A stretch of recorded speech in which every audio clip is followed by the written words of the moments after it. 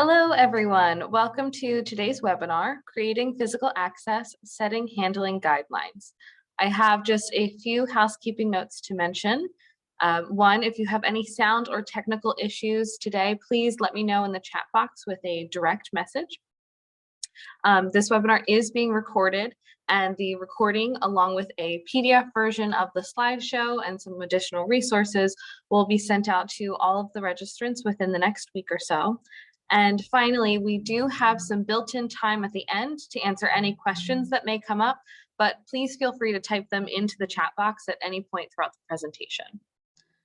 Now, before we get started, I just wanted to share a little bit about the Documentary Heritage Preservation Services for New York, for anyone who is unfamiliar with us. DHPSNY, as we like to call it, is a collaboration between the New York State Archives Documentary Heritage Program and the New York State Library Conservation and Preservation Program, with services provided by the Conservation Center for Art and Historic Artifacts. DHPSNY is a statewide program that provides free planning and education services to support the vast network of collecting institutions such as archives, libraries, historical societies, museums, and other organizations that safeguard and ensure access to New York's historical records and library research materials. DHPSNY services include archival needs assessments, preservation and conservation surveys, guidance with strategic planning, and access to a variety of educational programs, such as this webinar. To learn more about our services, please visit DHPSNY.org. And with that, I pass this along to today's presenter, Amanda Murray, Preservation Specialist with DHPSNY. Thanks, Leah, and hello, everyone. Welcome to the webinar, Creating Physical Access, Setting Handling Guidelines. So first, I wanted to take a moment to acknowledge the history of the ancestral lands of the Haudenosaunee, Cayuga, and Susquehannock peoples that I'm speaking to you from today, and respectfully recognize the members past, present, and future of the Haudenosaunee Confederacy. So today we're going to be discussing ways to safely provide physical access to collections through the formation and use of handling guidelines. So we'll take a look at some examples of specific guidelines, think about documentation and training, and discuss some of those additional considerations, such as what to do with fragile items, or how to house heavily used materials. So I'm just going to turn my camera off while I manage the presentation portion, but I'll be sure to turn it back on when we get to time for questions.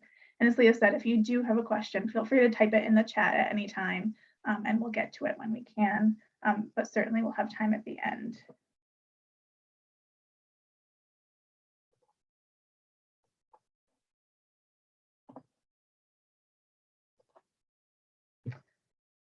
So providing physical access to collections is an essential part of our work. It's included in the Society of American Archivists Code of Ethics statement concerning access and use. The most important parts of this in terms of our conversation today are that archivists actively promote open and equitable access to records as much as possible, striving to maximize that ease of access and facilitating the continuing accessibility of materials in all formats. And of course, balancing those principles of stewardship, access, and respect. And this is an idea that I'd like us to keep in mind as we talk about how to approach setting and enforcing handling guidelines today, as those guidelines are an integral part of the balancing that care and access. And we want to write and implement them in a way that doesn't create barriers or make collections feel inaccessible, but invites patrons and researchers to help us in this endeavor to be good stewards of our collections.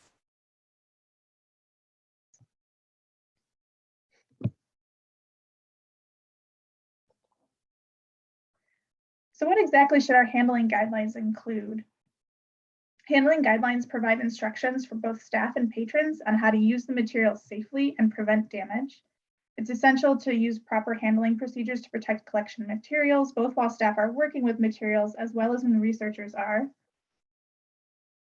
And your handling guidelines should include guidance on who may handle collection materials, what types of training will be undertaken, and what materials may be used around collections. They should mention what your rules are about using gloves, how materials should be moved around the building, and when access to fragile materials will be restricted. And we'll touch on each of these elements as we talk about more specifics. So at what point in our work do handling guidelines come into play? The answer to that is anytime collections are accessed or used in any way.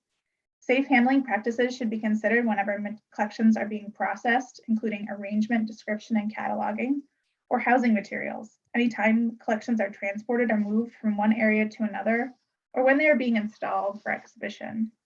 And of course, when they are being accessed for research. For the rest of our conversation, we're going to focus on those public-facing handling guidelines that will be used most during research, but it's worth noting that those handling guidelines pop up at different times. So while we will be discussing handling guidelines that will be a part of those public-facing access policies, handling procedures can also appear in documentation throughout your other policies and procedures, such as in your processing manual for staff-specific procedures. So I wanted to start today by taking a look at some examples of handling guidelines and some different ways they can be presented. I've included all of these examples in the resources that you'll receive. And I wanted to highlight these examples in the ways that they are all presented, including different titles. I don't think any of them are actually directly called handling guidelines, but all are presented in ways that invite those accessing materials to be a collaborative part of the care of collections. And most of them use really positive language about how to handle materials rather than using a lot of do not language. I think that's important to that idea of providing guidelines for the safety of collections while at the same time not making those feel like a barrier or obstacle to access. That's not to say that you won't have some guidelines that still include that do not language, but just something to keep in mind as you're writing those. So, and then each one of these that I'm about to share is available online. So it's a way of setting expectations ahead of time by providing researchers with this information before they come in to view materials. So this one is from the Iolani Libraries. What I think is great about this one is the really welcoming message, this call for collaboration and stewarding collections. And before listing the do's and don'ts of handling, they have that welcoming call. And again, I've included a link to this one in the resources. So you'll see their full policy. There's a lot more detailed, specific handling guidelines below this introduction that I'm sharing. The Historic New Orleans collection also sets the stage for the type of environment they aim to provide, and then provides that call to action for helping to preserve materials when they speak specifically to handling guidelines.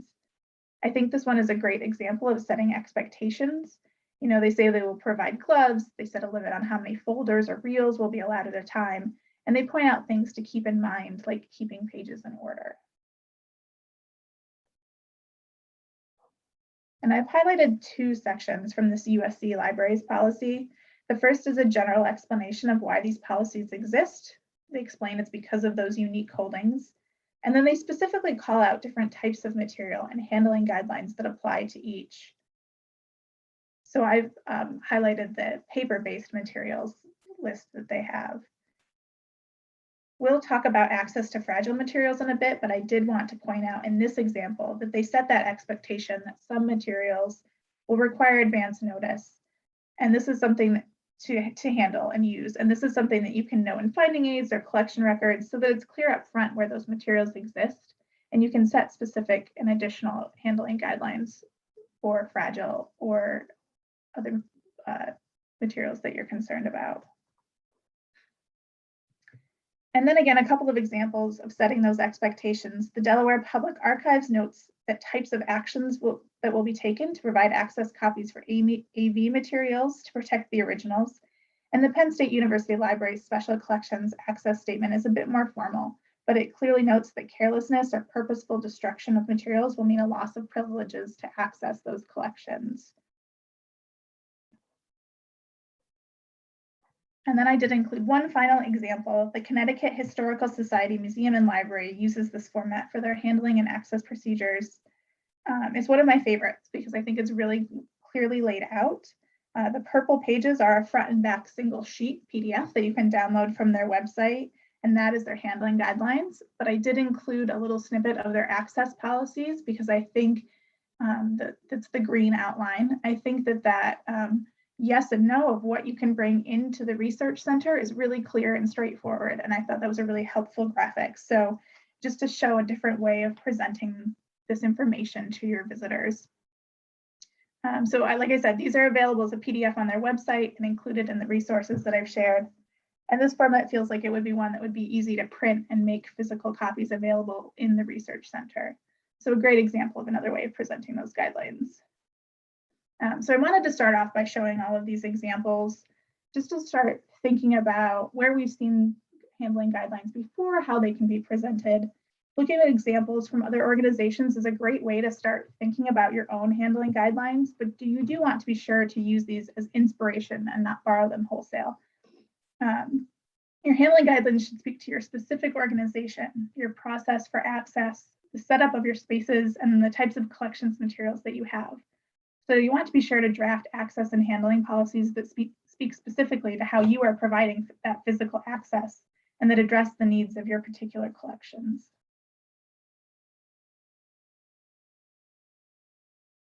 So before we take a look at some common handling guidelines to include in your own policy, I think it's important to note that what we're doing when we write those guidelines is setting out ways to limit risk to our collections from the physical force that comes from handling.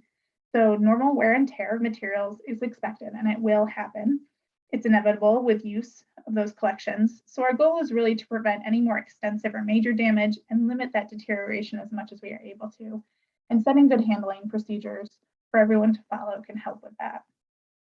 Physical force can be direct through impact or pressure, or it can indirectly cause movements that damage materials. So these are the effects of physical force on our collections. Impact can occur when something falls on an object, such as a camera or writing implement being used over top of collections, and it can cause dents or cracks. Abrasion can happen when materials rub against each other or their housings as things are pulled in and out of envelopes or folders. Photographic materials are especially susceptible to this, and pressure can cause damage from materials being stacked on top of each other or from leaning on materials as you work. So each of the guidelines we write is in an effort to limit this risk. So then let's take a look at a few more specific things that are common to see in handling guidelines. You could incorporate any of these into your guidelines that make sense for your organization. So some things to consider include keeping materials in original order within each folder and folders within each box. It can be helpful to provide wide strips of paper for patrons to use to mark where they've pulled a folder or to mark materials for reproduction requests to aid in keeping those materials in order. Having a clear workspace so the materials can lie flat on work surfaces and ensuring that you have a location to set down materials before you lift them. Note-taking should be done to the side of materials, never on top of archival collections, because that can leave imprints on documents and photographs. Provide support boards for fragile or oversized materials and instruct researchers on how to move those materials around. It's good practice to hold fragile or brittle materials with two hands to avoid breakage and provide additional instruction for patrons who are reviewing more fragile or sensitive materials that require special handling. And we'll talk more about fragile materials in just a bit. Be aware of any condition issues so that those are not exacerbated by handling. And again, our goal in handling carefully is to avoid putting any physical stress on the objects, and that includes being aware of already weak points within the materials. Use book trucks or carts to move boxes at all times, and avoid rolling, flexing, or bending any materials. If allowing researchers to take photographs with their phones or other equipment as part of their note-taking, have them take those photographs from an angle and not directly over top of materials. This ensures that if they happen to drop their phone, they won't be leaving marks on the surface of the materials they're viewing. And it's especially important with materials like photographs that have emulsion surfaces that could be really damaged by this. Any materials with sensitive surfaces should be lifted individually from a stack and set down, both in retrieving from that stack and then returning them. They shouldn't be shuffled back together, as this can also cause damage. And the current thinking on gloves is that clean hands are appropriate for handling most materials. Nitrile gloves are recommended for accessing photographic materials of any sort, so that is the one caveat to the clean hands rule. And nitrile gloves are recommended because cotton gloves can limit dexterity and tactile function, and so it's easier to mishandle materials with cotton gloves. And latex isn't often recommended because it's a common allergen. So those nitrile gloves, having them available when people are viewing photographic materials is a good rule of thumb. So I've included all of those samples of handling guidelines that we took a look at a few moments ago for you to take a look at as you build your own. And you'll notice a lot of commonalities between them, but again, it's important to put together a set of handling guidelines that best works for your organization and the materials in your collection.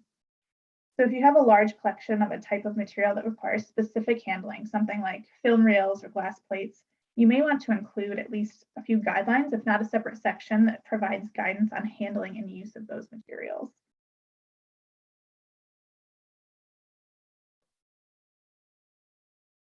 So in addition to any specific material-based guidelines, we often come across fragile materials within our collections that require special handling.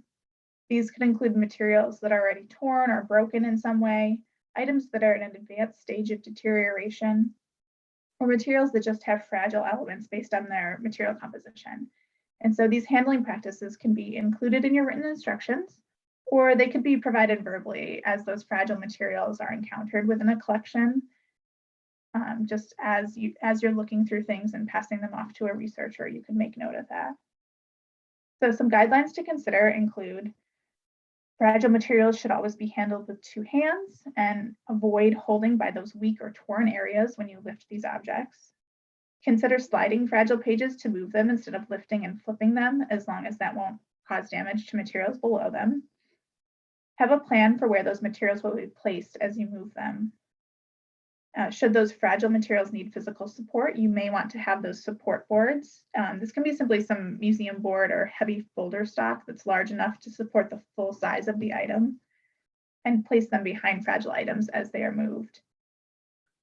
Consider housing fragile materials in ways that will facilitate access, such as placing them in appropriate size sleeves or having them matted. And if materials are oversized, it's often a good idea to ensure that you have 2 people handling those items at any given time so that it can be fully supported. Consider making access copies for materials that are too fragile to have handled often so that you can provide access without putting those materials at risk. And if that is not an option, make note that perhaps staff must be present with a researcher to handle that collection or item so that only staff members are handling those really fragile materials. A good example of this is often when we think about fragile audiovisual materials, considering making access copies or making preset determinations about who will be allowed to manage the playback equipment if people are viewing those materials. It's also especially important for fragile materials to ensure that appropriate supports and tools are available in the research area to support viewing of those collections. This can be book cradles or gloves for photographic materials and that type of thing.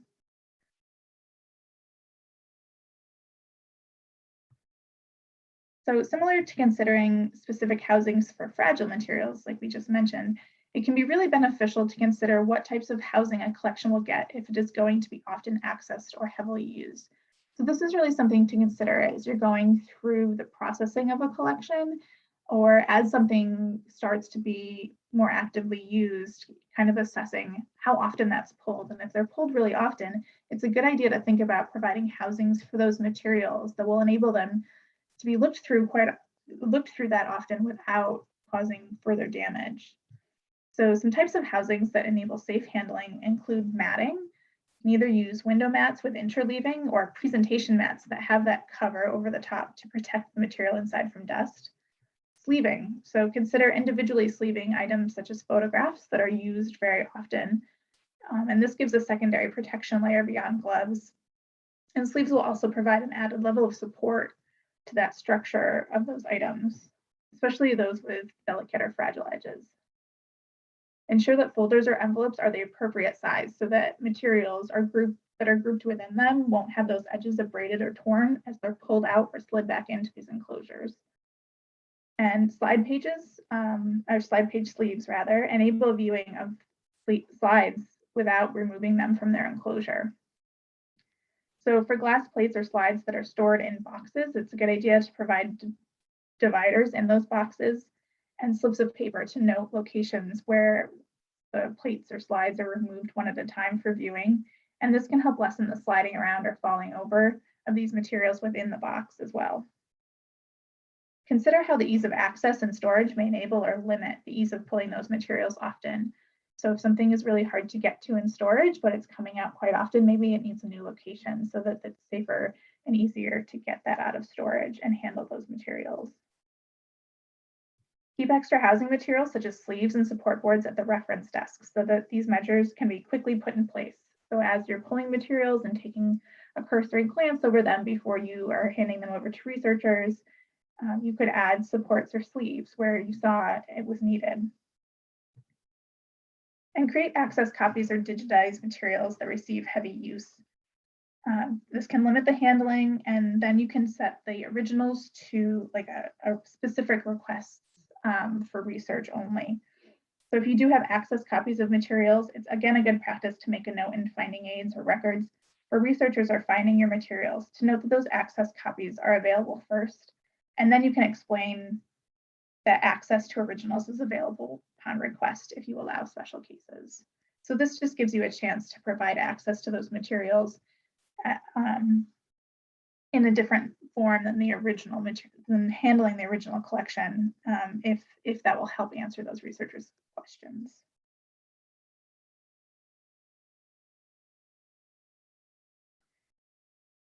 So now consider we've written our handling guidelines, and next we want to think about the process for access, as those handling procedures will be a really integral part of any access policies. So some considerations for handling within your access policies include determining how will access policies and handling guidelines be made available? Are they presented online so they can be accessed ahead of time, or do you have a printed copy available for on-site reference? How will staff provide training to researchers on these policies and guidelines? Is this providing them a printed copy of access and handling policies and asking them to sign something attesting to having read them? Or is there a brief verbal training that you can provide to them when materials are brought out? And then you can base that specifically on the types of materials they are viewing. How will non-collection items be allowed or limited in relation to the collection? So how can we minimize the extra or unnecessary stuff in our research spaces, both to create clearer space for collection items to be viewed and to limit the risk of non-collection items being dropped on or mixed into our collections? So having patrons check bags and coats upon registration is a great way to alleviate some of this, as well as limiting what types of non-collection items are allowed into the research areas, such as only allowing pencils and notepaper or a laptop. How will materials be transported from storage to research areas? This one is obviously more staff focused, but it's always a good idea to use carts or book trucks to move those materials and to have a plan for where those boxes or folders will be placed once they are brought into the research area. It's also a good opportunity to kind of model good handling practices for researchers. How will the space be configured to best suit researcher needs and enable staff safe handling of the specific materials they're viewing? So do you have clear table space for research access, and are those spaces large enough to accommodate the materials being accessed? This is an especially important consideration when thinking about access to oversized materials, ensuring that those oversized folders fit fully on tabletops and don't overhang the edges. How many items will researchers be allowed at one time? So this is as much a security consideration as it is a safety consideration, but still one you want to think about when determining the process for providing that physical access.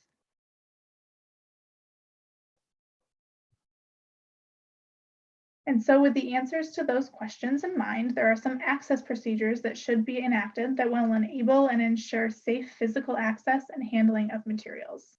As the archivist, staff member, or volunteer overseeing researcher access, there are a number of things you'll want to ensure happen.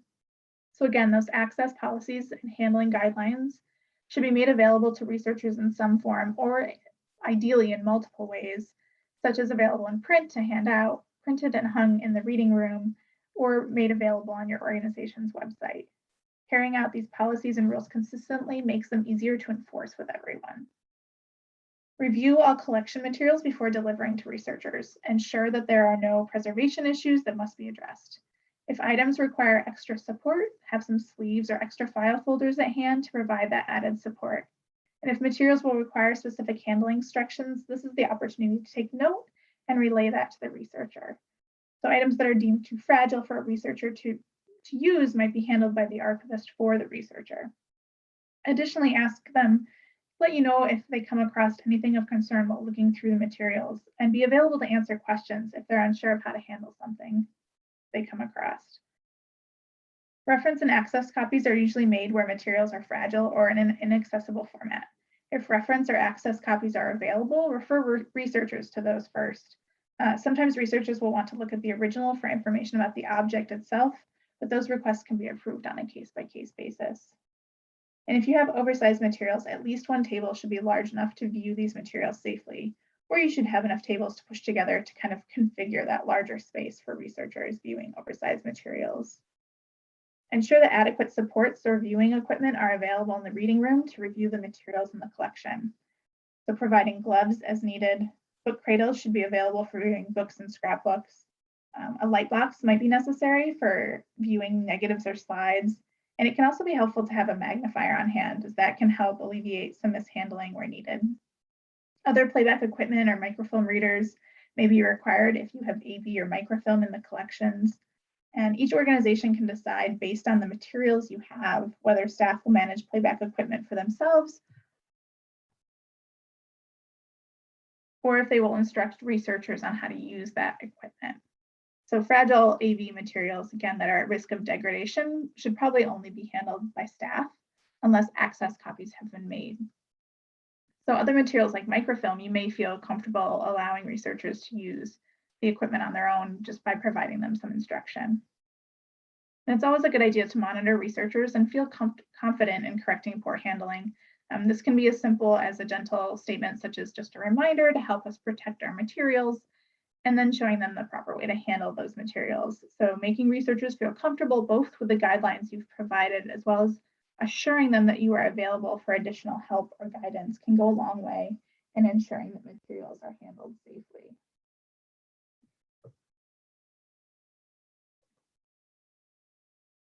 And as always, we want to ensure reliable documentation and consistent training of handling guidelines. So once you have determined the appropriate handling guidelines for your organization, document those in writing, review them regularly, this could be annually, and make updates or additions as needed. You want to think about training all staff, volunteers, and interns who work with collections on those handling procedures. So there are a lot of different ways that you can do this. Training anyone who is new to the organization on handling guidelines as part of their onboarding, or setting up practice sessions with specific materials to review proper practices as a group. You could have someone present on the guidelines for specific materials during a regular meeting as kind of a reminder or refresher on those handling practices. Or even just having staff confirm that they've reread through those guidelines on a regular basis are all good ways of both providing new training and ensuring that everyone is continually comfortable with those guidelines. So this is important as some staff may not work with certain materials very often, or you may have staff that don't regularly work with researchers, but need to be able to train them on how to use materials and jump in on short notice. So having those guidelines fresh in your mind is always helpful. And as far as training for visitors or researchers accessing collection, training seems like kind of a formal word here, but really this includes having those guidelines documented in writing, whether that's online or in print or both, as well as whatever brief verbal instructions you relay to them as they're receiving their materials. So there are a lot of opportunities to share those safe handling practices and ensuring that collections can be made available for a long time to come. So with that, we have some time for questions.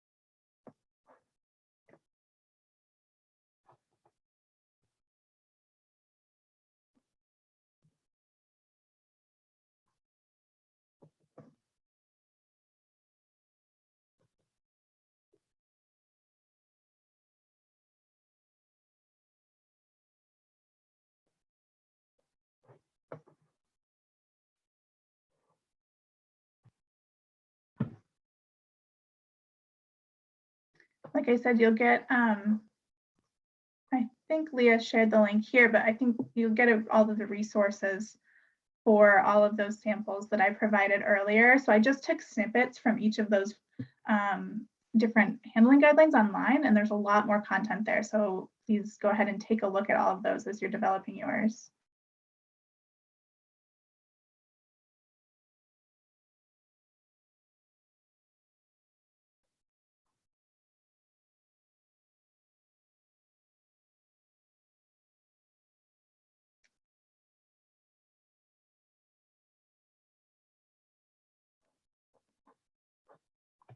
All right, I don't see any questions coming in.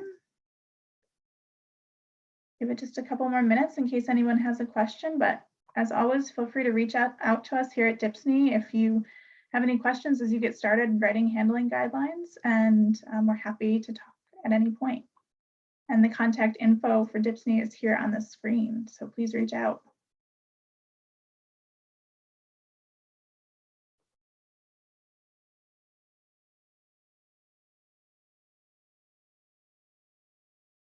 All right, thanks everyone.